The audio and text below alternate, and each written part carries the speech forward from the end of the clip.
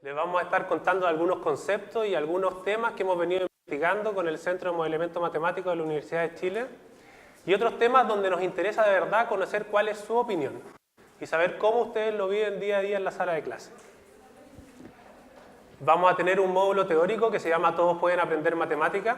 En segundo lugar vamos a tener algunas actividades prácticas de reflexión. Y en el segundo módulo les vamos a presentar lo que tal vez va a ser más interesante para ustedes, que son algunas estrategias prácticas y pedagógicas que ustedes pueden implementar en su sala de clase para tener un mejor manejo con los estudiantes que tienen a veces ese fenómeno y esa ansiedad y esa sensación de que ellos no son buenos para las matemáticas. Les voy a pedir que encuentren en su carpeta de materiales una pequeña ficha adhesiva y en esa ficha adhesiva anoten 3 elementos esenciales para que podamos conocernos. Anoten en la ficha adhesiva su nombre de pila. En segundo lugar, anoten de qué establecimiento educacional vienen, en qué establecimiento educacional trabajan. Y en tercer lugar, anoten alguna característica personal que los identifique, que no tiene que ser necesariamente laboral. Y la actividad 2 se trata de 4 preguntas muy sencillas que les pedimos contestar con toda franqueza, porque no hay respuestas buenas ni malas. Estas 4 preguntas son muy simples, así que vamos a hacer el ejercicio de primero contestarlas rápido y luego iniciar una discusión y un comentario y una puesta en común en su propia mesa sobre estas preguntas. La primera pregunta es, ¿en matemáticas yo soy bueno para qué? Cuando yo era estudiante de matemáticas, una de mis experiencias más desafiantes fue la tercera pregunta. ¿En qué se parecen las respuestas que dimos? ¿En qué se diferencian las respuestas que dimos? Los monitores van a estar acompañándolos en esta reflexión. Pueden hacer esta conversación con calma porque es interesante y vamos a tener 15 minutos para hacerlo. Una de las cosas más interesantes que podemos hacer en esta puesta en común es que, a pesar de que no nos conocíamos, a pesar de que trabajamos en colegios distintos, en instituciones distintas, a pesar de que tuvimos distintas experiencias con la matemática de niños, yo estoy seguro por mi bolita mágica de que algunos puntos en común existieron en la respuesta. Una de las cosas que nos hace sentir a todos satisfechos, orgullosos y felices con la matemática es esa sensación de logro. Y todos la experimentamos con diferentes materias. Algunos se sintieron satisfechos cuando lograron por fin hacer las divisiones cuando eran niños. Otros se sintieron satisfechos cuando lograron encontrar la forma en que había que abordar el problema, ese problema complicado que estaba en la última página del libro. Y esa sensación de desafío, que era lo que estábamos tratando de rescatar en la pregunta 2, tiene que ser una parte esencial de la experiencia de aprendizaje. Y esa es una de las reflexiones que queremos hacer aquí hoy día. ¿Cómo como profesores estamos dando esa oportunidad de sentir esa sensación de desafío y esa sensación de logro en los estudiantes? Y la otra parte del desafío es cuando nos sentimos incapaces. Cuando como estudiantes, o incluso como profesores y adultos, a veces nos hemos sentido inseguros, inadecuados, de que en realidad no somos buenos para la matemática. Entonces, ¿cuáles son las sensaciones y las experiencias que nos transmiten esa inseguridad? Ese va a ser uno de los temas centrales de este taller. Y como de niños probablemente tuvimos ambas experiencias, ¿eh? Tuvimos la sensación de logro y tuvimos el desafío. Uno de los elementos principales que apareció, estoy seguro, como la razón y lo que a ustedes les gusta de enseñar matemáticas, es el desafío de hacer esas experiencias positivas para los niños. Los que tuvieron malos profesores de matemáticas o que tuvieron una mala experiencia, quieren dar vuelta a la historia para sus niños. Y los que tuvieron una experiencia positiva, sienten ese ejemplo, ese profesor ejemplar al que uno se quiere parecer. Y el mensaje que nosotros les queremos transmitir hoy día sobre las creencias es que todos pueden aprender matemáticas. Este es un mensaje que a veces se nos olvida, porque la verdad es que no todos creemos, no todas las personas en la sociedad creen que todos pueden aprender matemáticas. Entonces es una buena oportunidad para hablar sobre las creencias. ¿Y qué son las creencias? Las creencias son algo que sentimos sobre la realidad que puede estar correcto o incorrecto, y sin embargo son tremendamente poderosas. ¿Por qué son poderosas las creencias? Y las creencias sobre la matemática. ¿Qué es la matemática? ¿Cómo se enseña la matemática? ¿Cómo se aprende la matemática? Todos tenemos una opinión distinta, todos tenemos una visión distinta. Aquí no hay un acuerdo. No es algo que quede escrito en el manual y que todos digamos, ah, sí, eso es la matemática. Aquí hay creencias en juego. Y sin embargo, esas creencias son tremendamente relevantes. ¿Y por qué? Porque las creencias se convierten en prácticas. Nosotros actuamos como docentes, actuamos como personas en base a nuestras creencias. Y cuando tú eres un profesor, tus creencias tienen implicancias fuertes. ¿Por qué? Porque influyen las decisiones que tú tomas como profesor, las estrategias pedagógicas que implementas con los estudiantes y un sinfín de cosas que se juegan en la sala de clase y, como ustedes pudieron recordar de su experiencia de niños, impactan en cómo los niños entienden la matemática también. Ahora, hoy día en la sociedad hay algunas creencias que son prevalentes, que mucha gente las tiene y que merecen un poquito de reflexión porque a lo largo de los últimos años, especialmente los últimos 20 años, contamos con evidencia nueva para poder problematizar y discutir estas creencias. Una de estas creencias es que hay personas que tienen una mente matemática y hay otras personas que simplemente no tienen una mente matemática. Este tipo de creencia es tremendamente prevalente en la sociedad general.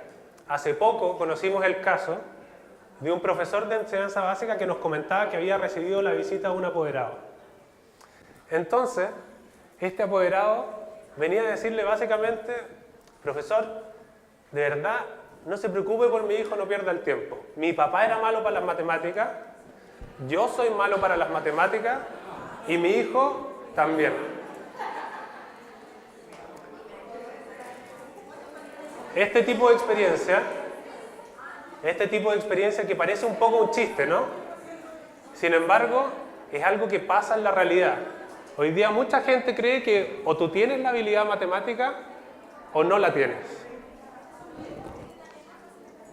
Y asociado a esta creencia está también la creencia de que hay un momento crítico donde la gente puede aprender matemáticas y hay otro momento donde ya no se puede aprender más.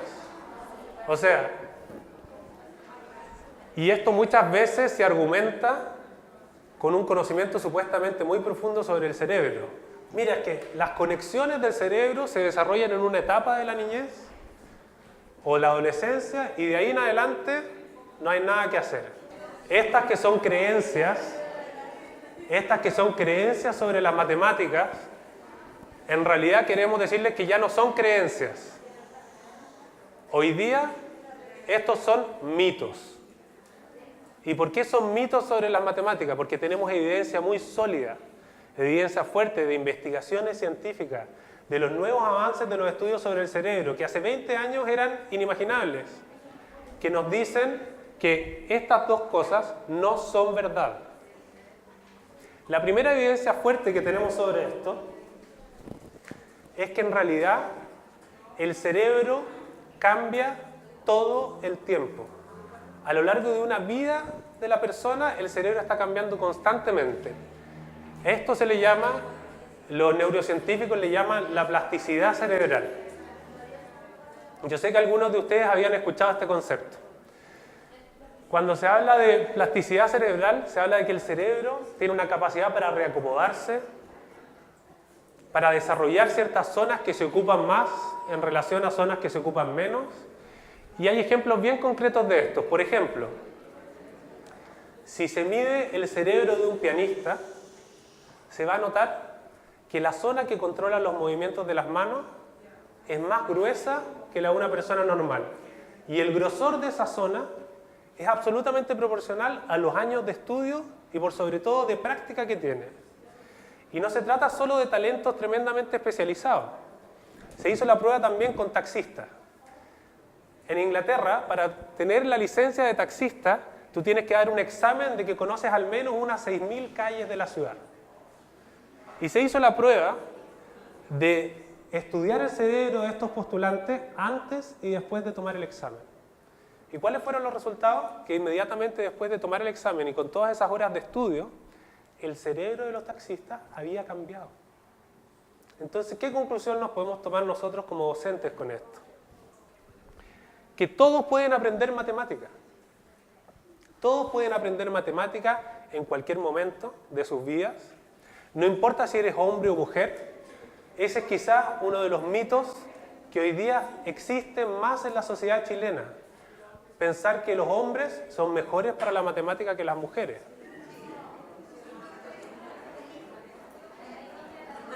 Esto generó polémica. Esto generó polémica.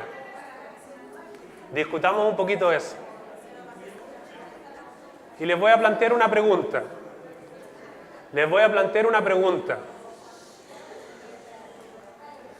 Sabemos que hoy día en los resultados de la PSU y los resultados de la prueba CIMSE de matemáticas de segundo medio hay una diferencia en los resultados de los hombres y las mujeres.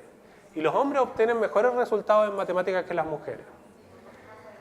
Pero para las personas que creen que eso quiere decir que hay una diferencia natural entre los hombres y las mujeres, ¿por qué es que en las pruebas de los niños más pequeños no hay diferencia o la diferencia es más pequeña? Y la brecha entre los hombres y las mujeres, en realidad en Chile, se va agrandando a medida que los niños crecen en el sistema escolar. ¿No será acaso que el sistema escolar está de alguna manera creando estas brechas entre hombres y mujeres? Hoy día vamos a hablar un poquito también de eso. Y el próximo tema que vamos a abordar y el que le queremos presentar hoy día, que es el título del seminario, es un fenómeno que está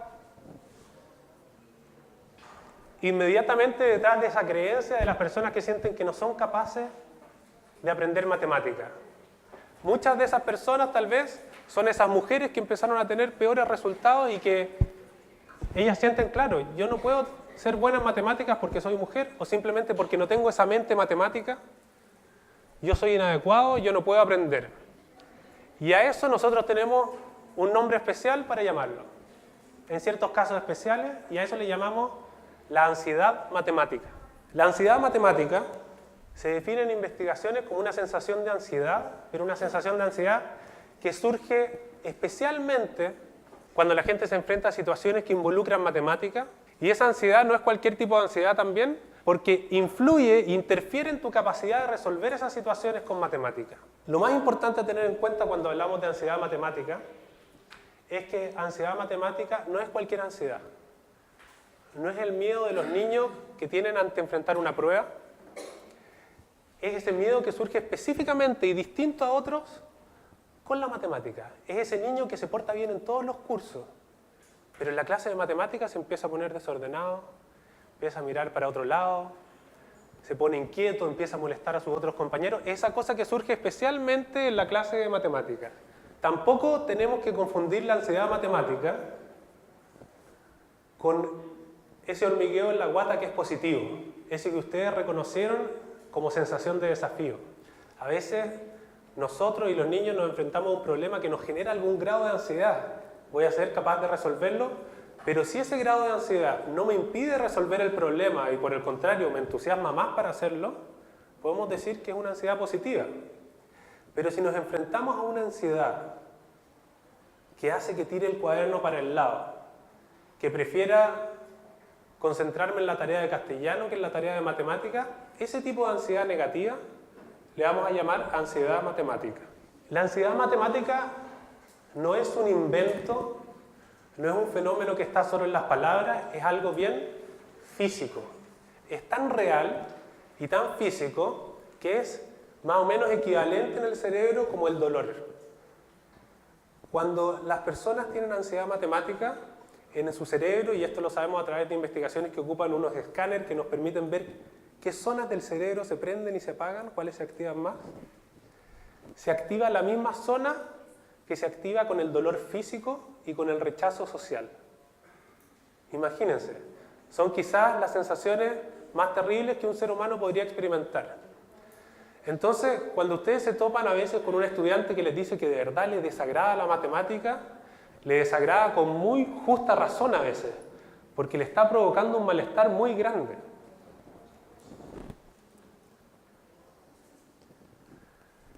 ¿Y por qué esta sensación de malestar también a veces interfiere con la capacidad matemática?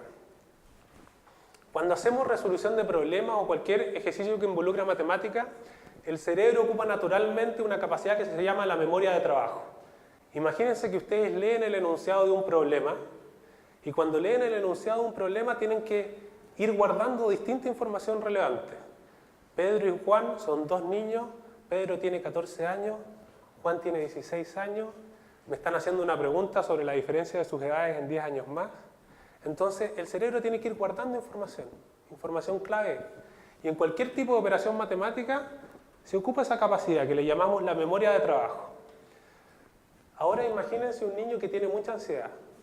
Su capacidad cerebral está siendo ocupada no en su memoria de trabajo, sino en la preocupación. La preocupación se está llevando una parte de su memoria de trabajo. Y ese déficit en la memoria de trabajo hace que los niños que tienen ansiedad matemática tengan tal vez y tienen peores resultados en los ejercicios y en las evaluaciones. Les cuesta más resolver los ejercicios de matemática porque tienen menos memoria de trabajo disponible. No sé si ustedes se han topado con ese niño que se acerca y les dice, profesor, es que leen el enunciado y no lo entiendo. Muchas veces no es solo un tema de comprensión del enunciado, sino que la ansiedad que están experimentando no les deja retener adecuadamente la información. Ahora, lo bueno, y por qué estamos hablando de este tema aquí, es porque como profesores tenemos que comenzar a ganar conciencia sobre esto. Y si estamos atentos, vamos a poder reconocer algunas señales físicas que indican que esto está ocurriendo en un niño. Cuando tú sientes ansiedad matemática, y siéntanse en libertad de reconocer que todos lo hemos, algunas personas de acá también lo pueden haber sentido. No por ser profesores estamos automáticamente exentos de haber sentido esto alguna vez. Cuando los niños sienten ansiedad matemática, aumenta su ritmo cardíaco, las manos se ponen sudorosas, a algunos les duele la guata y se empiezan a poner físicamente más inquietos. Y como les digo, los sentimientos psicológicos y los síntomas psicológicos que surgen están muy asociados al malestar individual. Los niños que tienen ansiedad matemática empiezan a sentir desesperanza. ¿Cómo se traduce esta desesperanza en el actuar matemático? No es que no hay caso, yo no puedo.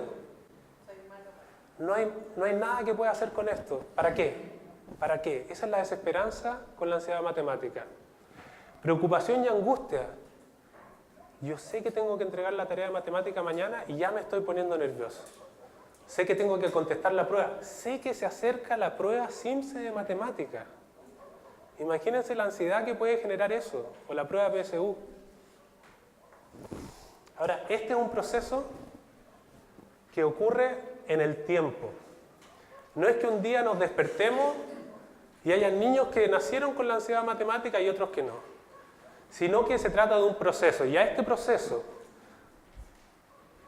que desarrolla la ansiedad matemática en los niños y después en los adultos también, porque ese niño va a generar una relación que se la va a llevar por toda su vida en el tiempo, a ese proceso le llamamos el ciclo de evitación de las matemáticas. Y este ciclo es un mal ciclo. Tú no quieres estar en él. ¿Y cómo empieza este ciclo? Primero siempre piensa con experiencia y puede ser muy traumático tener una experiencia negativa. Imagínense ustedes, por ejemplo, qué tipo de experiencias negativas pueden estar sintiendo, pueden haber sentido sus estudiantes o ustedes mismos cuando niños. Imagínense pasar a la pizarra a contestar ese ejercicio y quedarse en blanco y que todo el resto se ría. Esa sensación, esa humillación tal vez, puede ser una experiencia terrible para un niño. Y si yo tengo esa experiencia y empiezo a sentir un malestar, esto es algo que salió en la conversación de mi grupo, naturalmente, como la reacción de cualquier persona, comenzamos a hacerle el quite, a alejar las cosas que nos provocan malestar. Entonces, si yo tuve una mala experiencia, muy probablemente voy a evitar situaciones matemáticas. ¿Y qué tipo de situaciones matemáticas voy a evitar cuando soy un niño? Estudiar, hacer las tareas, poner atención en clase. Entonces, una consecuencia muy natural de la evitación es estar mal preparado en matemáticas. Muchas veces estar mal preparado es una consecuencia de la evitación. Y si estoy mal preparado en matemáticas, probablemente voy a rendir mal en matemáticas. Además de cómo la ansiedad matemática interfiere en el proceso cognitivo, además estoy peor preparado. Y eso, por supuesto, conduce a que me voy a seguir topando a lo largo de mi vida con experiencias negativas. ¿Y en qué nos encontramos después con la vida adulta? Porque esto tiene repercusiones en la vida adulta. Primero, en que las personas que tienen ansiedad matemática deciden estudiar y deciden continuar sus estudios en carreras que, por favor, tengan la menor cantidad de matemática posible. Y yo creo que todos nosotros tenemos algún conocido que una de sus decisiones vocacionales es lo que tenga menos matemática. Si no tiene ramos de física y si no tiene ramos de matemática, esa es mi carrera. Y tiene también repercusiones en la vida cotidiana. Por ejemplo, estamos comiendo en un restaurante, estamos comiendo en un bar con amigos y nos llega la cuenta. Nos llega la cuenta y todos comienzan a mirarse para ver, no quién paga, todos quieren pagar, aquí nadie quiere hacerse el loco con pagar, pero para ver quién divide la cuenta.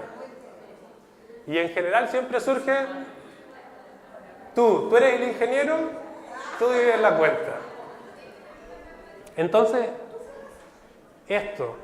el ciclo de la evitación matemática es algo que ocurre, que está ocurriendo hoy día con un número importante de sus estudiantes y que va a tener repercusiones para toda la vida en sus estudiantes. Veamos un poquito este ejemplo.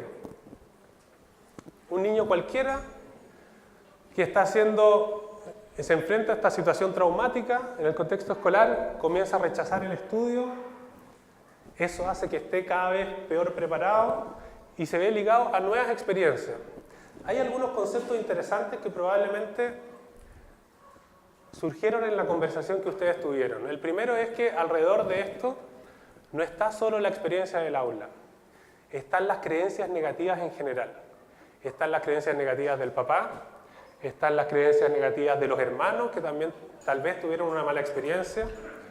Por otra parte, está también muy relacionado con las metodologías que se utilizan en la clase. Hay algunas metodologías de enseñanza que generan sensaciones positivas de logro y de aprendizaje para los niños, y hay otras metodologías que no. ¿Qué pasa, por ejemplo, cuando el profesor da un problema de trabajo para los niños? Trabajen en este problema y en 5 minutos, ok, listo, terminamos. ¿Qué sensación genera eso para los niños que no alcanzaron a terminar? Entonces, muchas veces las circunstancias y las experiencias que se desarrollan en la clase son una de las principales experiencias que determinan este ciclo de evitación. Por otro lado, esto va generando rápidamente un autoconcepto del estudiante. ¿Cómo soy yo en las matemáticas? Y cuando esto se desarrolla puede ser tremendamente difícil de cambiar en el tiempo. Por eso es que estamos haciendo este taller con ustedes, no con profesores de enseñanza media. Porque con ustedes estamos en el momento adecuado de interrumpir el ciclo. Y de eso se trata este taller.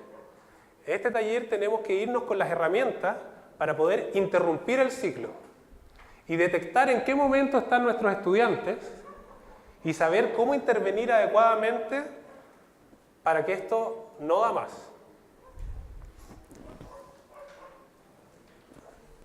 Y aquí hay un elemento bien importante.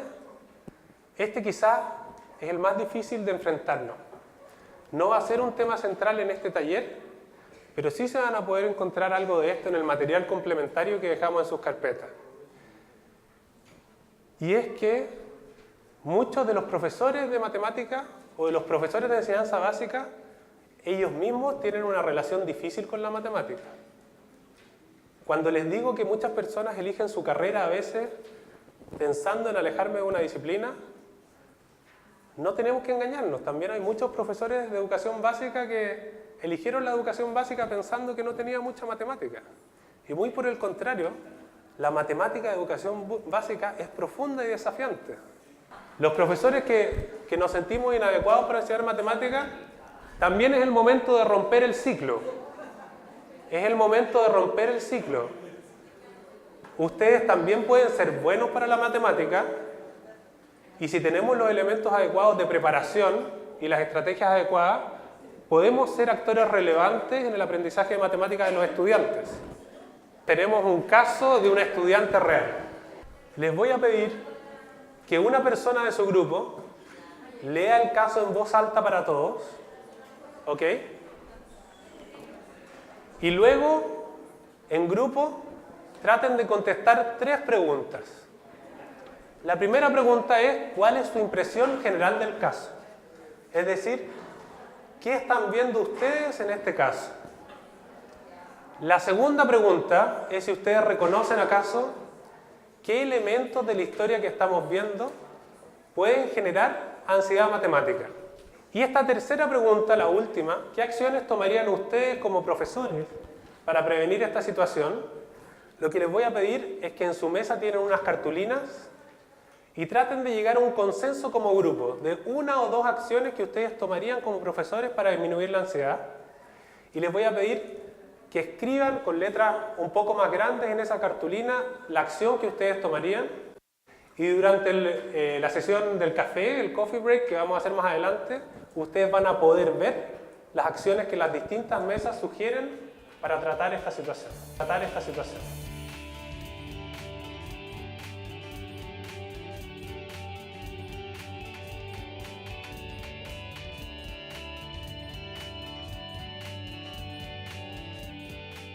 La idea del análisis de caso que vimos en el módulo anterior era que ustedes pudieran compartir sus experiencias y las percepciones que tenían respecto a una realidad en el aula escolar. Creemos que es súper enriquecedor que cada uno pueda dar su mirada respecto a lo que pasa dentro de la sala de clases. Y desde ahí poder incorporar un elemento como es la ansiedad matemática al análisis de lo que pasa y desde ahí tomar acciones dentro de la sala de clases. Entonces, en el fondo, la invitación es esa, es que desde ahora en adelante ustedes, dentro de sus salas de clases, pueden incorporar este elemento en la reflexión para poder tomar diferentes acciones.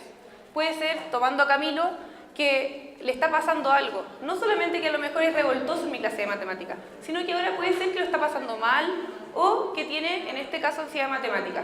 Y desde ahí, en el fondo, esa es la invitación. Y tomando un poco la actividad que ustedes hicieron y que compartieron ahora en el café, espero que la hayan podido ver. Este módulo se trata de poder ver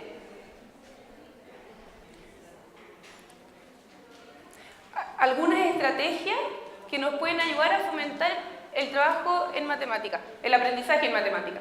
Y a su vez, a lo mejor, bajar la ansiedad en el aprendizaje. Entonces, bueno, acá hay algunas frases que quiero conversar con ustedes. Primero, que la ansiedad matemática no tiene que ser una excusa para bajar la calidad de mi clase o para bajar el nivel. La invitación en el fondo acá es que ustedes puedan incorporar esta idea y desde ahí pensar de otra manera sus clases.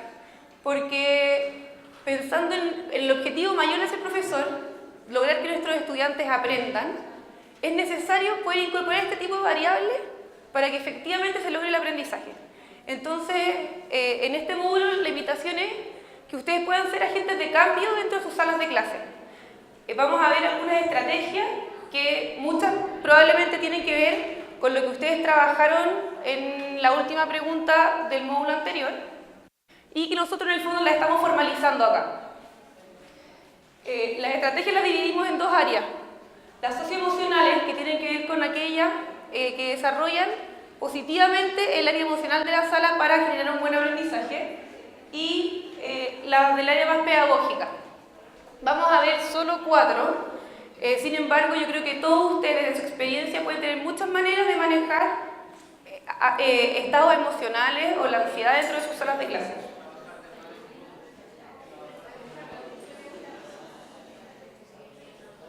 La primera estrategia que vamos a ver es validación de sensaciones.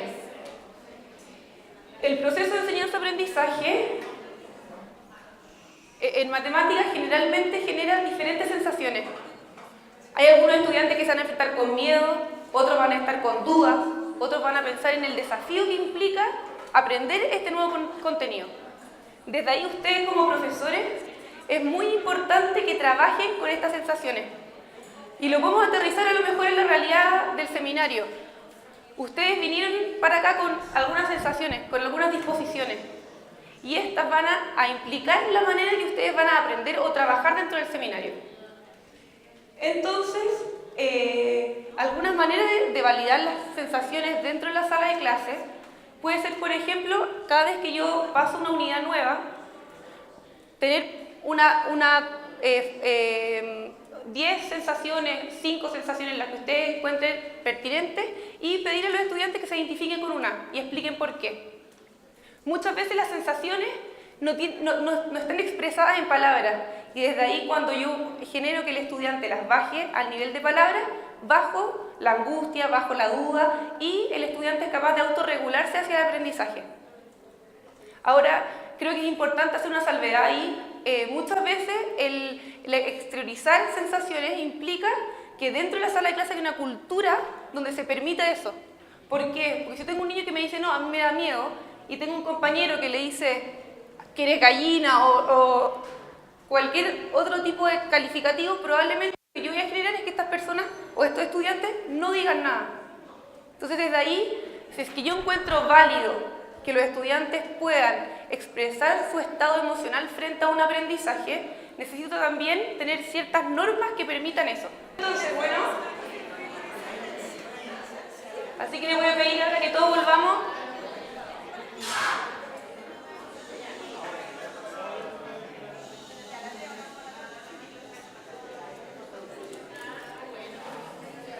Bueno, la idea del análisis de casos que vimos en el módulo anterior era que ustedes pudieran compartir sus experiencias y las percepciones que tenían respecto a una realidad en el aula escolar. Creemos que es súper enriquecedor que cada uno pueda dar su mirada respecto a lo que pasa dentro de la sala de clases. Y desde ahí poder incorporar un elemento como es la ansiedad matemática al análisis de lo que pasa y desde ahí tomar acciones dentro de la sala de clases. Entonces, en el fondo, la invitación es esa, es que desde ahora en adelante ustedes, dentro de sus salas de clases, pueden incorporar este elemento en la reflexión para poder tomar diferentes acciones. Puede ser tomando a Camilo que le está pasando algo, no solamente que a lo mejor es revoltoso en mi clase de matemática, sino que ahora puede ser que lo está pasando mal o que tiene, en este caso, ansiedad matemática. Y desde ahí, en el fondo, esa es la invitación. Y tomando un poco la actividad que ustedes hicieron y que compartieron ahora en el café, espero que la hayan podido ver. Este módulo se trata de poder ver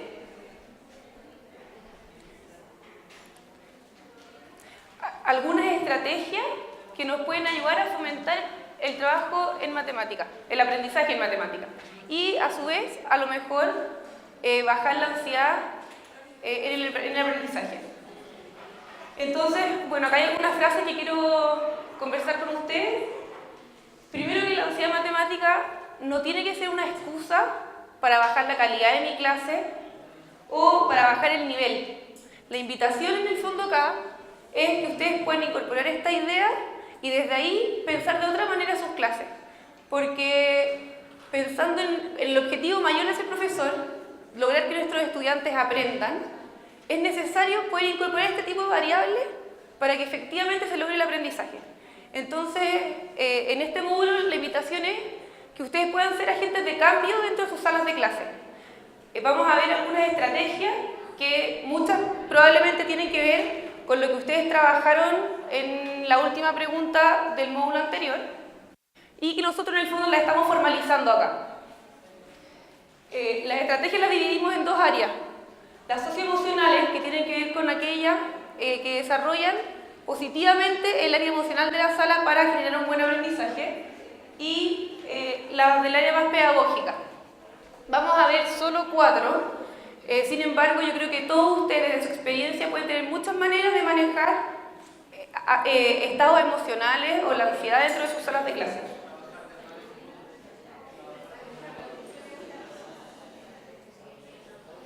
La primera estrategia que vamos a ver es validación de sensaciones.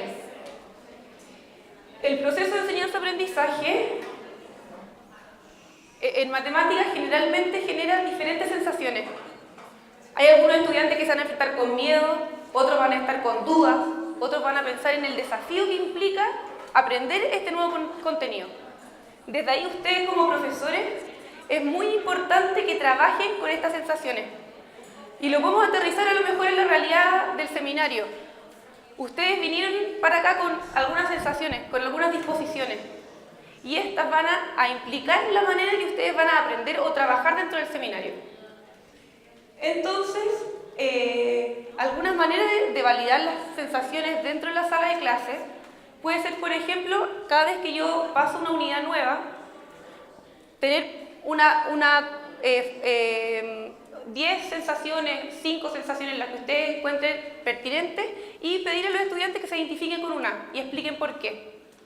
Muchas veces las sensaciones no están expresadas en palabras y desde ahí cuando yo genero que el estudiante las baje al nivel de palabras, bajo la angustia, bajo la duda y el estudiante es capaz de autorregularse hacia el aprendizaje.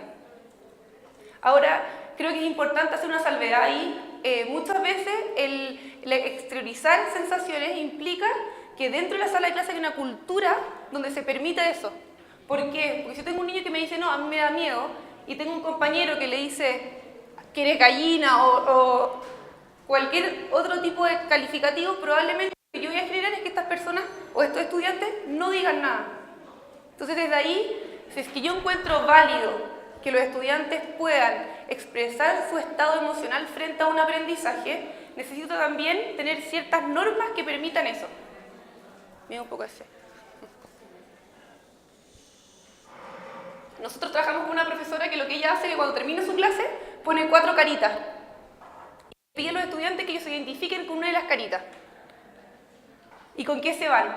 Y lo que hace ella es que a partir de eso ella planifica su clase siguiente. Si los estudiantes todos dicen duda, ella dice, chuta, mi clase le faltó algo que estoy generando duda de mis estudiantes. Entonces planifica la clase que viene en función a eso. Pueden haber muchas estrategias más, la verdad yo no vi todas las que ustedes escribieron, pero probablemente hay unas que tienen que ver con los estados emocionales de los estudiantes. Una segunda estrategia socioemocional, que esta es la segunda que vamos a ver de esta área,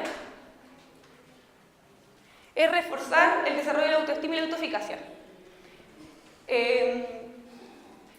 Cuando un estudiante se valora a sí mismo y se percibe como competente para algo, probablemente la motivación que él tenga hacia un nuevo aprendizaje y la energía que él ocupe en este nuevo desafío va a ser mayor.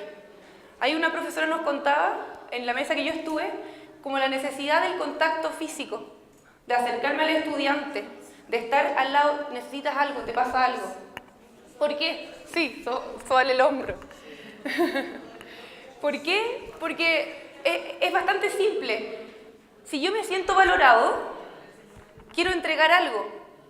Y viceversa, si yo valoro a mi estudiante, le estoy entregando el mensaje al estudiante de que él puede ser valorado. O sea, soy valorable.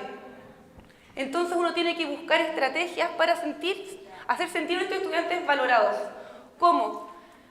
Dando tiempo para que hablen, a veces no solo temas curriculares, sino que a veces cosas que están pasando en su propio mundo. Permitir que entre ellos, por ejemplo, el respeto es súper importante para sentirse valorado. Desde ahí yo incentivar el respeto y la comunicación entre los estudiantes. Y pensando en la autoeficacia, que es la capacidad, o sea, la sensación de capacidad que tiene la persona frente a algo,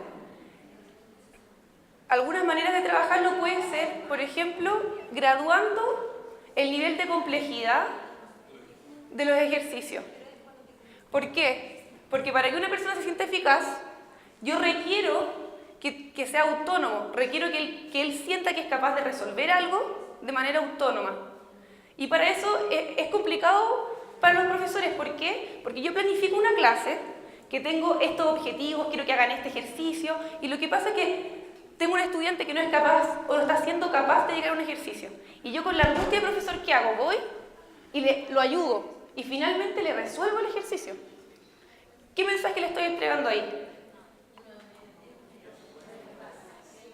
Que no es capaz. Entonces es muy difícil, y desde ahí la invitación es a ser muy consciente de los mensajes que yo entrego, a diferencia de lo que estoy diciendo verbalmente. ¿Por qué? Porque el profesor, cuando va y le ayuda a resolver el ejercicio, va de muy buena intención. Pobre, no podís, yo te ayudo. Sin embargo, el mensaje es el contrario, no eres capaz de hacerlo. Entonces desde ahí hay que buscar que sean autónomos, graduar la dificultad o la complejidad de los problemas. Ahora pasando a dos estrategias del área más pedagógica.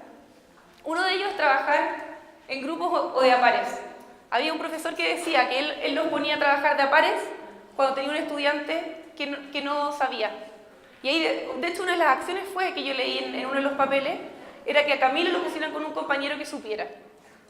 ¿Por qué? Porque el trabajar en grupo permite generar una identidad grupal. Si yo me equivoco, nos equivocamos. No me veo afectada de manera personal, se ve afectado el grupo. Y el trabajo en grupo tiene bastantes cosas asociadas. Como por ejemplo el que se expliquen unos a otros de los estudiantes, genera que el aprendizaje sea más significativo, se lo está explicando un igual, no es un profesor, hay una cercanía distinta. A su vez le permite poder practicar. Yo a lo mejor al profesor no me atrevo a decirle, parece que se hace así, porque eso implica que me puedo equivocar, implica que puedo estar hablando una casa de pescado. En cambio, si yo le explico a un estudiante, puede generar que si me equivoco, no importa, estamos probando juntos. Ahora, creo que es importante tener en cuenta en el trabajo en grupo el tipo de trabajo en grupo que uno quiere hacer. ¿Por qué? Porque entre más tiempo yo requiera que ellos trabajen en grupo, es mayor la planificación que yo requiero hacer también. Si es que yo, por ejemplo, quiero solamente activar conocimientos previos, yo le puedo decir a los estudiantes, conversen de a pares 5 minutos respecto a los triángulos. ¿Qué tipo de triángulos existen? Eso puede ser 5 minutos. En cambio, si yo hago una guía y les digo, tienen toda la clase para hacerlo en pareja, puede ser que a mí me tocó con el compañero que más sabe, y entonces finalmente el que trabaja es el que más sabe. Desde ahí hay que pensar bien el tipo de trabajo que yo hago y para qué lo quiero. Si voy a hacer un trabajo de 45 minutos, probablemente va a implicar que yo planifique con un objetivo claro, con instrucciones claras, con a lo mejor roles dentro del grupo para que efectivamente todos trabajen y busquemos este objetivo que todos tenemos de que el estudiante aprenda.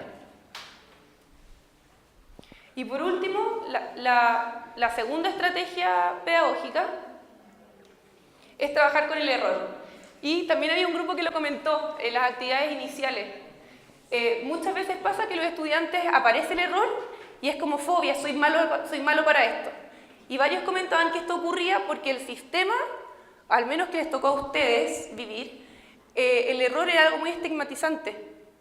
Ahora, es verdad, si yo me equivoco es una lata. Ahora eso no implica que yo no pueda seguir aprendiendo o que aprendas. Exacto. El error es una oportunidad para el profesor para lograr el aprendizaje que yo quiero. El error localiza al estudiante. Está aquí y yo quiero que llegue aquí.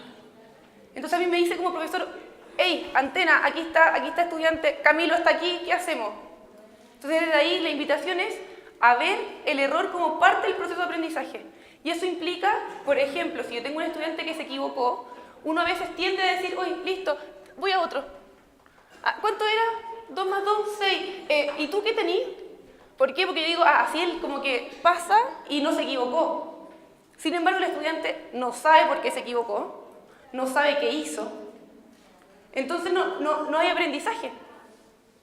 Entonces desde ahí, en el fondo la invitación es a poder preguntar, ¿y qué hiciste? Muchas veces pasa que una dificultad en la formalización de la matemática, el estudiante sí sabe sumar, solo que no aprendió bien el algoritmo, por ejemplo. Entonces desde ahí es importante ver el error como parte del proceso. de enseñanza. Ahora voy a invitarlos a trabajar en la actividad número 4 de hoy día. Es cortita, atendiendo también al tiempo que nos queda y además siempre fue pensada para que sea cortita. Ustedes van a encontrar en su carpeta un montoncito de papeles que dice arriba actividad número 4. Les explico primero, escuchando la instrucción para que puedan entender, porque lo que van a encontrar ahí son 3 ejemplos de problemas. Y para trabajar ahora tenemos solamente 10 minutos. Ustedes se preguntarán cómo van a resolver los 3 problemas en 10 minutos. Obviamente no tenemos que resolver los 3 problemas. Nuestra idea es la siguiente.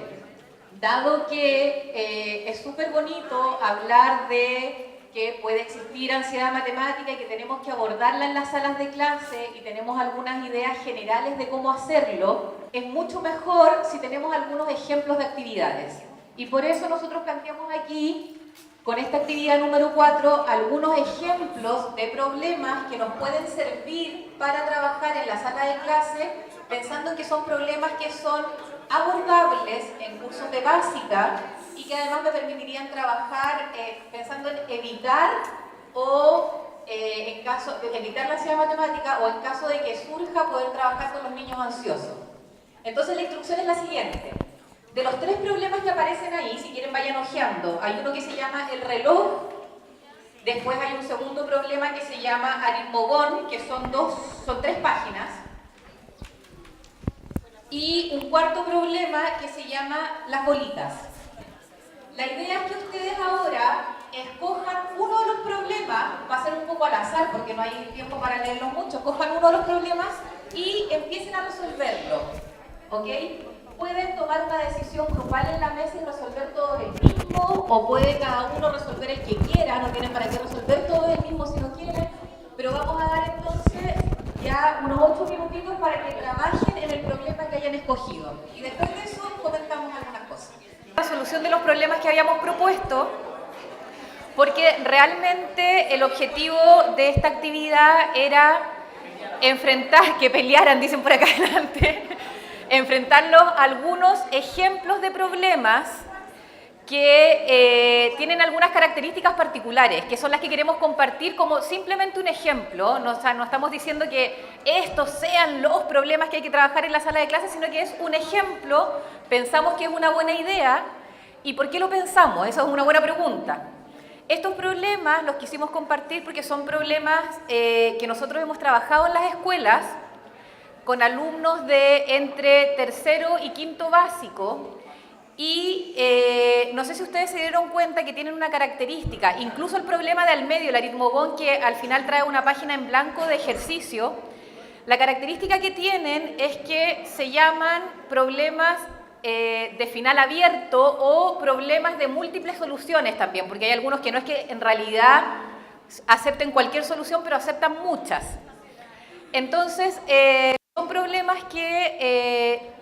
recogiendo esa característica especial, al trabajarlas en el aula, yo voy a aprovechar de contarles otra cosa además de trabajarlo en las escuelas, con alumnos les contaba yo, de tercero a quinto básico más o menos,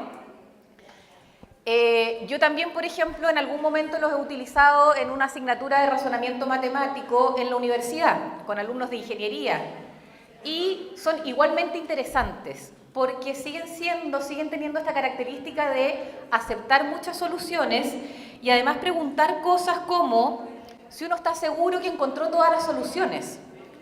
Entonces llevan a un estadio, por así decirlo, de tener que argumentarle a otro y tener que explicarle a otro. Entonces presentamos estos problemas, perdón, estaba puesta ya la lámina, presentamos estos problemas porque los hemos probado y hemos visto que funcionan con estas características. Ustedes las pueden ver en la fotocopia que tienen del PowerPoint, que son características declaradas por los profesores, no es que se me ocurrieron a mí, digamos. Y los profesores, una de las cosas que dicen al utilizar este tipo de problema es que como aceptan hartos tipos de respuesta, todos los niños pueden encontrar respuestas. Y muchas veces muchas veces sucede que los niños que encuentran las respuestas más ingeniosas o el mayor número de respuestas no necesariamente son los que típicamente son mejores en matemáticas. Entonces, eso ya es una característica que los hace una buena alternativa para usarlos en la sala de clase. Y por lo mismo, pasamos al punto 2, que ahí dice, cambio en la percepción de autoeficacia. Si a mí normalmente me ha ido mal en matemática y me cuesta, y resulta que me muestran un problema donde yo fui el que encontró más respuestas, automáticamente me empiezo a creer el cuento. Creo que también sirvo. Entonces, utilizar este tipo de actividades en la sala efectivamente ayuda a que los niños cambien su percepción de sí mismos respecto de la matemática. Otra característica, y por eso yo les dije en algún momento que podían trabajar individualmente o decidir grupalmente qué problema resolver, es que son problemas que se pueden trabajar en distintos momentos respecto de que se puede dar un ratito para que los niños busquen hartas soluciones solitos y después eso lo lleven al grupo y comparen si llegaron a las mismas respuestas, si es que hay alguien que tiene unas respuestas que yo no tenía. Entonces permite este trabajo individual, grupal, dando momentos distintos de la clase. Por otra parte, pasa que animamos a los niños a ser perseverantes. Esta cosa de tener que buscar muchas posibles soluciones permite una actitud de encontré 2 soluciones, podré encontrar una tercera, podré encontrar una cuarta y seguir insistiendo en buscar más. Y esa competencia de ser perseverante en matemática es altamente deseable y no siempre la podemos lograr según las actividades. Otras 2 características más. Una, recién les decía yo que esto de que yo encuentro unas posibles respuestas, mi compañero encontró otras respuestas y nos tenemos que explicar las respuestas, cómo llegué a ellas, cómo lo hice, cuáles obtuve, me lleva a momentos de validación de mi resolución con otros, y si lo hice mal, si tuve algún error, se conversa ahí y es una forma de validar el error, no hay ningún problema, trabajamos, busco dónde me equivoqué, por qué tú llegaste a eso y yo no. Entonces es una forma de trabajar el error de manera natural. Esto de trabajar el error y pensar que es una oportunidad de aprender tiene que ser de manera natural. Y finalmente, una cosa que pasó mucho en estas salas de clase y que es muy bonito que suceda porque tampoco es tan frecuente, es que los niños valoran un montón que los problemas a veces sean difíciles. Si ellos están acostumbrados a trabajar este tipo de problemas, decían de repente, nos gustó este porque estuvo más difícil. Entonces, al final estamos llevando estas situaciones de aula al otro extremo. No solamente que a mí me gusta lo que puedo resolver, a todos nos gusta lo que podemos resolver, pero además algo que en alguna dimensión me desafíe, que tenía que ver con una de las preguntas que hicimos en las actividades anteriores. Que algo sea desafiante hay que ponerlo en un sentido positivo. O sea, algo que me demande pensar, algo que me demande discutir con otro. Y eso también es súper positivo y es súper deseable en la sala. Entonces, les dejamos estos ejemplos, pusimos 3, no para elevar su nivel de ansiedad matemática, sino que para que se pudieran llevar más de un ejemplo, porque una opción también era darles un solo problema, pero así pueden tener más ejemplos y si alguno quiere después solito en la casa o en otro rato con un colega resolverlo, les puede servir para trabajarlos en el aula.